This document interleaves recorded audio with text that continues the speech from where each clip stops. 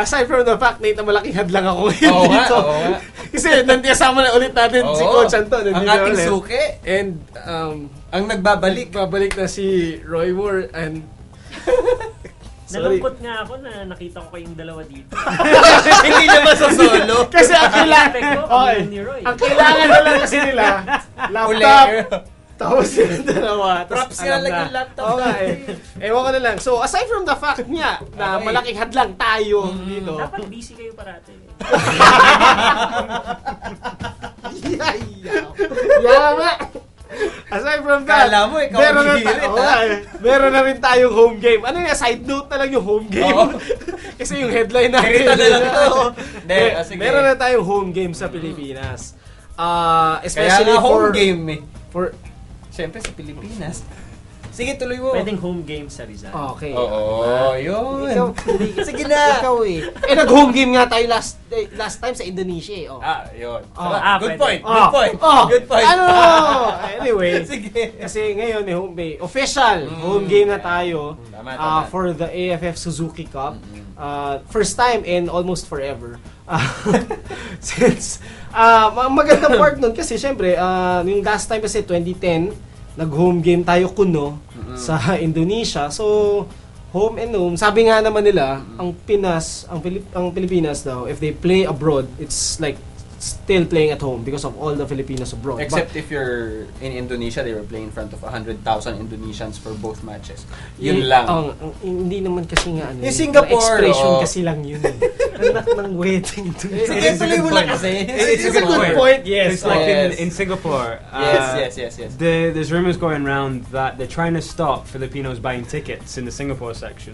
So those who are going there, if they hear them speaking Tagalog, they're trying to stop them because of that feeling. Dapat mga konyo pumunta. Hindi ba Tagalog, di ba? Konyo na pumunta. Oh, yeah. Punta tayo doon. It's difficult to do. Watch. The point being that if officials are trying to spot who's Filipino, who's Singaporean, there's a big case of obviously racism to begin with. It's not right. But I guess given FIFA's stand with racism, it's nothing will be done about it anyway. I think they got coming from an Englishman here. Coming from that 2011 friendly, di ba? Na they were playing in Jalan Besar. It was just an 8,000-seater stadium. But 5,000 Filipinos turned out, and syempre kinabahan yung Singapore. Parang wait, this is like a home match for the Philippines. Kahit naman yun sa mga Middle East training camps, correct. Training camp doon, yung mga friendlies doon, daming Pinoy. But so like from a place perspective, yun na nga tatanungin natin kasi inunahan ako yan to. Ay, ni Anthony ni Roy kasi baka may connection kayo, whatever.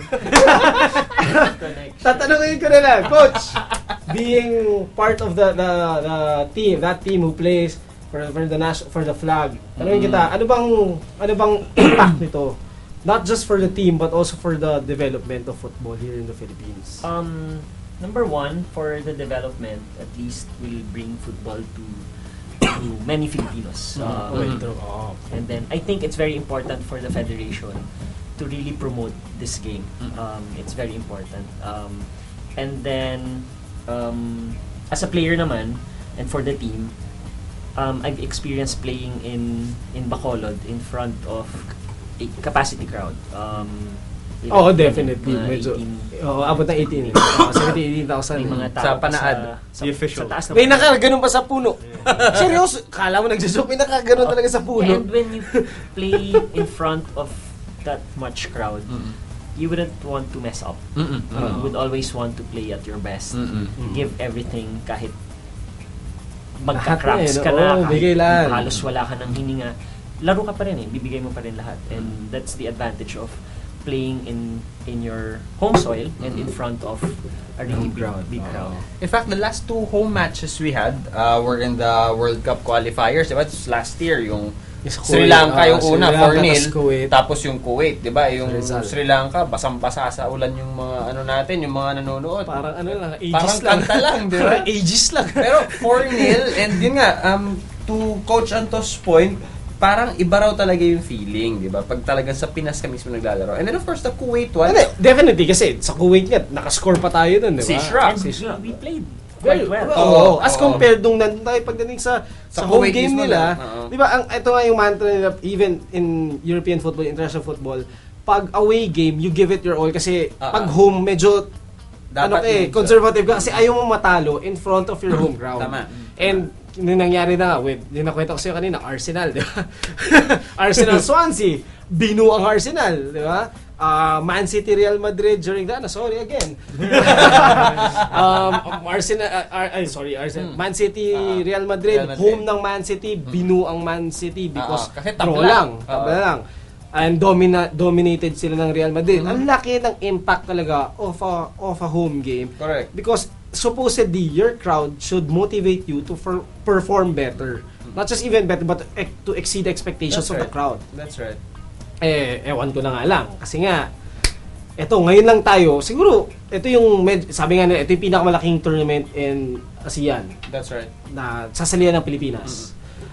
First time natin sa Pilipinas, tapos sa Rizal Memorial, for the semis against Singapore. How do you expect in terms of the turnout of the crowd, Coach Anto? In terms of people watching, kasi marami ng advertisements, marami nagsasabi, even through Twitter, Facebook, marami nagsabi, ito yung prices, and ito. Nagkakaubusan na rin naman. Sabi, nagkakaubusan nga daw. So, sana makuha ang ticket.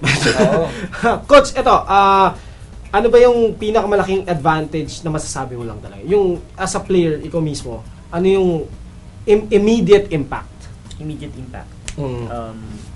With performance. Yes. Yun nga, I mean, you want to give everything on that pitch, leave it all out there, and then we have to also consider the fact that a lot of coaches, the professional coaches, they recognize the importance of playing in your home stadium. They always say na if they're playing away, they say na it's a good result if we get even just a point. A draw is good enough for them, and then we'll go back to our home and get the win there. Ganun lagi. Ganun sila lagi. So I think even at that high level, they recognize the importance of playing in your home pitch. Like for example, Malaysia, the last Suzuki Cup, they lost I think all their away games in the qualification. They lost to Indonesia, they lost to Vietnam in the semis and the final. Sorry, but they beat them at home.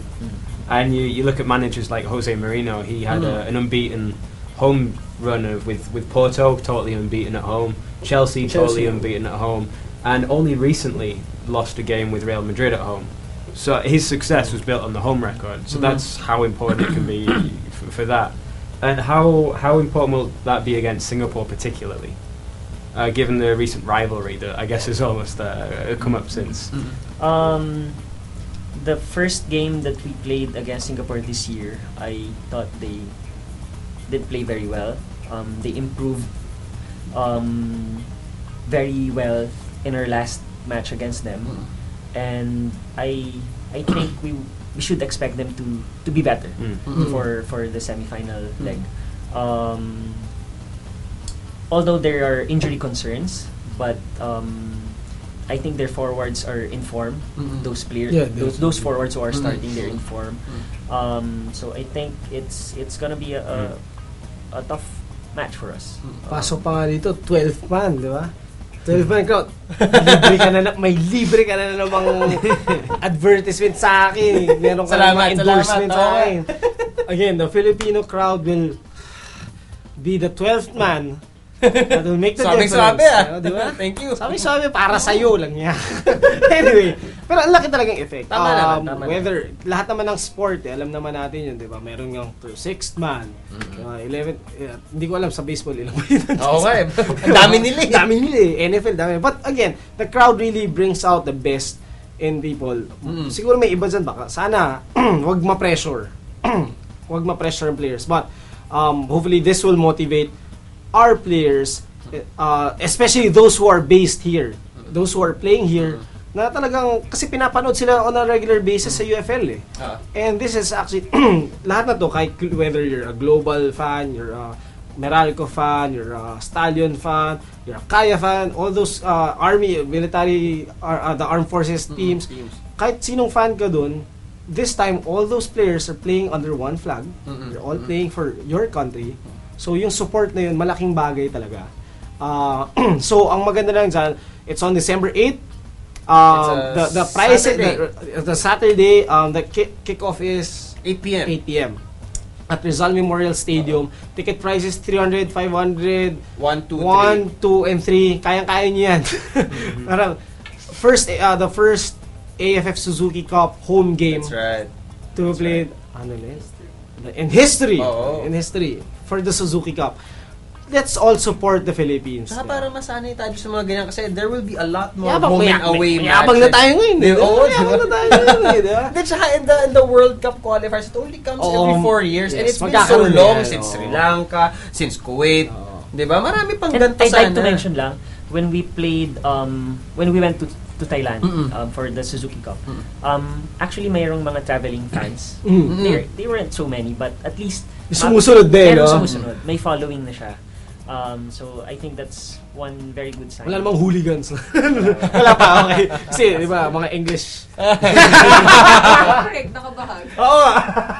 Guys, again, sasabihin ko nga pala, kasi, di ba, over Twitter na ano ko lang, ngayon ko sasabihin, di ba, By the way, do you know who your biggest traveling fan was? Oh my God! May fan. Wait lang, iusog na ako dito. Uwi na tayo! Anyway, guys, may episode lang kami, just in case manalo. I-announce ko na, pag nanalo ang Pilipinas, may bahag episode kami dito. What? Talaga, pag nanalo sa home game? Hindi, sa finals. Champions dapat. Pag nag-champion. Sa lahat ng nandito. Apat. Lahat ng nandito. Nagsisimula si Anto, humabol pa lang. Wisit ako umabot dito. But anyway, saka na yung episode na yun, under negotiations. But, yung hindi dapat i-negotiate yung supporter niyo sa Pilipinas. Tama. So, for all the updates for the AFF Suzuki Cup, especially for the national team, for the Philippine Ascos, do follow us on Twitter at FTW Sports. Game is at December 8.